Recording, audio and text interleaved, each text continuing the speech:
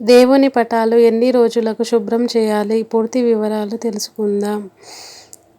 శుభం కరోతి కళ్యాణం ఆరోగ్యం ధనసంపద శత్రుబుద్ధి వినాశాయ దీపజ్యోతి నమోస్తుతే. నమస్కారం అందరికీ.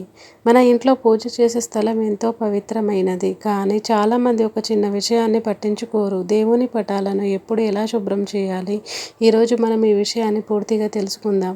దేవుని పటాలు శుభ్రంగా ఉంటే మనసుకు ప్రశాంతత కలుగుతుంది మరియు పూజ చేసే సమయంలో భక్తి మరింత పెరుగుతుంది. కేవలం శుభ్రత మాత్రమే కాదు, ఇది మన ఇంటి వాతావరణాన్ని కూడా సానుకూలంగా మార్చుతుంది. దీనికి ఖచ్చితమైన నియమం లేకపోయినా ప్రతిరోజు పూజకు ముందు మృదువైన బట్టతో పటాలపై ఉన్న దుమ్మును తేలికగా తుడవడం మంచిది.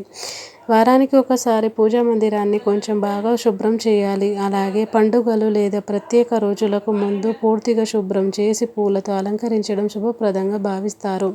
ఇలా చేస్తే ఇంట్లో ప్రశాంతత, సానుకూలత పెరుగుతాయి మరియు పూజకు మంచి వాతావరణం ఏర్పడుతుంది. శుభ్రం చేసే సమయంలో మృదువైన బట్టను ఉపయోగించి నెమ్మదిగా తుడవాలి. గాజు ఫ్రేమ్ ఉంటే తడి బట్టతో తుడిచి వెంటనే పొడి బట్టతో శుభ్రం చేయాలి.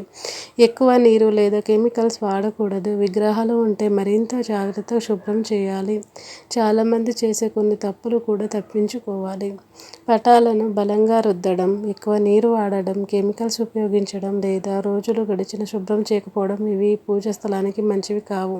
ముఖ్యంగా గుర్తుంచుకోవాల్సింది ఏమిటంటే శుభ్రతతో పాటు మనసు పవిత్రంగా ఉండడం చాలా ముఖ్యం. భక్తితో చేసే చిన్న పని కూడా దేవుడికి ఎంతో ప్రీతికరంగా ఉంటుంది. కాబట్టి ఎప్పుడు శుభ్రతతో పాటు భక్తిని కూడా కాపాడుకోవాలి. ఈ సమాచారం మీకు ఉపయోగపడితే వీడియోకు లైక్ చేయండి, షేర్ చేయండి మరియు ఇలాంటి మరిన్ని వీడియోల కోసం మా ఛానల్ను సబ్స్క్రైబ్ చేయండి. ధన్యవాదములు.